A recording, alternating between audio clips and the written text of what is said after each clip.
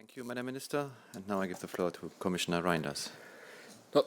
Thank you very much. Good afternoon. And first of all, I want to start by thanking the German presidency and, in particular, Christine Lambrecht for its commitment to justice-related issues and for putting them high on the EU agenda.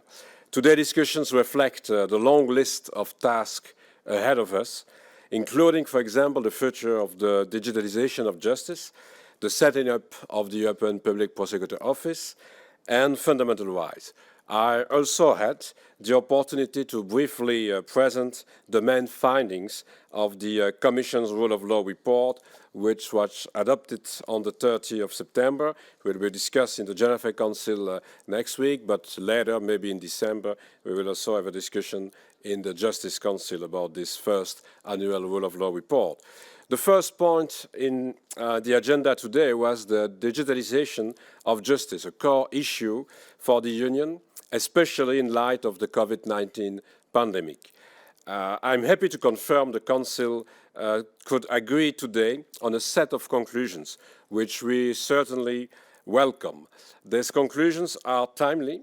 They demonstrate the importance of ensuring that our justice systems are fit for the digital age.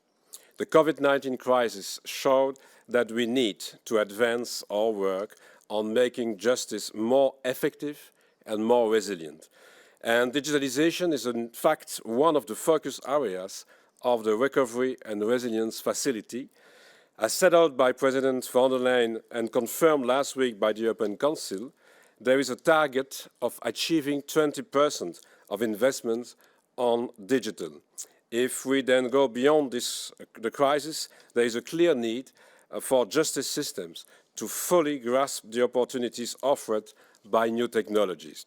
And the Commission is committed to speed up work in this area and bring up tangible benefits for our citizens, businesses, and legal practitioners alike. We have already started working on a comprehensive strategy on the digitalization of justice, which the Commission will present this year. And today, we have had also the opportunity to discuss about the European Public Prosecutor Office. And with Laura Kövesi, we updated the ministers on the state of play on the setting up of the European Public Prosecutor's Office. The discussions today confirmed the ministers and the Commission share the same objective. We need an efficient EPPO that can become operational as soon as possible. I also informed the ministers that I visited yesterday the European Public Prosecutor Office in Luxembourg and that I met with the College of the 22 prosecutors. It was the occasion to reaffirm the Commission's full support and commitment in ensuring the rapid start of the EPPO. As you know, the European Public Prosecutor Office will play a key role in protecting the EU budget and the next generation EU in the future. The protection of the Union budget will therefore be more important than ever. Every euro of the next generation EU should be spent on getting Europe out of this crisis and our economies back on their feet. It will play a key role in putting these difficult times behind us and therefore strengthen its own legitimacy in the eyes of European citizens. We therefore need the European Public Prosecutor now more than ever because we'll have maybe the possibility to spend more money faster and with more flexibility. Commissioner Ylva Johansson, my colleague, presented the Commission strategy for a more effective fight against child sexual abuse. This is an extremely important and worrying issue, considering the exponential growth in recent years of these cases. In 2019, more than 30 times more reports have been filed concerning online child sexual abuse as compared to 2010. This year, with the COVID-19 situation, this trend has even further increased according to Europol. In June, the Commission presented a strategy on victims' rights, and in July, the Commission presented a strategy to fight child sexual abuse online and offline. Under both strategies, we will work to eliminate child sexual abuse and protect its victims. There was very broad support today for the Commission strategy, which sets out a comprehensive approach to child sexual abuse, online and offline, including prevention, investigations, and assistance to victims. There are also legislative measures in preparation to ensure an effective response involving, where needed, also online service providers. The most important proposal for now is temporary legislation to enable service providers to continue their important current voluntary activities to detect and report abuse online. Otherwise, as an united consequence of the entry into force of the Electronic Communications Code in December this year, such voluntary reports would become unlawful. I believe there is a broad support in the Council, and I call on the European Parliament to prioritise the adoption of this temporary instrument. Of course, I updated also the Justice Minister on the negotiations with the United States on the EU-US agreement on cross-border access to electronic evidence.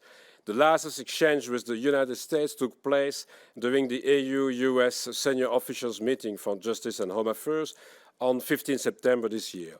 With ministers, we last had discussion this issue in April.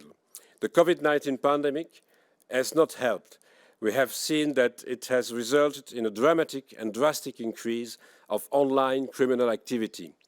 And it has made clear we need e-evidence now more than ever. The Commission attaches the greatest importance to the adoption of the e-evidence package. We need to equip practitioners with an effective tool to prosecute crime efficiently. The Commission is looking forward for the adoption of the position of the European Parliament so that interinstitutional negotiations can start. The German presidency has put the fight against anti-Semitism high on the EU agenda. I welcome their decisions. We will certainly share. The European Union has to stand shoulder to shoulder with Jewish communities in tackling anti-Semitism. Following the Council declaration on the fight against anti-Semitism of 6 December 2018, the Commission initiated the working group on combating anti-Semitism to support Member States to implement the declaration and to adopt strategies at the national level. We welcome the progress done so far in this respect. It is now important this work continues. The Commission will continue to support Member States in this endeavour, and thanks you, Christine, for such a high engagement in such a way. And we will continue, of course, to discuss on that in the next weeks and months. And during today's meeting, I welcome the discussions Member States had on the Charter of Fundamental Rights in the context of artificial intelligence and digital change. The Commission welcomes also the draft conclusions presented by the Presidency, which unfortunately could not be adopted.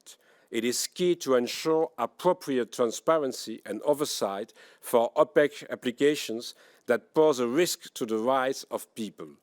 We are currently working on the follow-up to the Commission's AI White Paper, which will lead to future legislation on AI at EU level.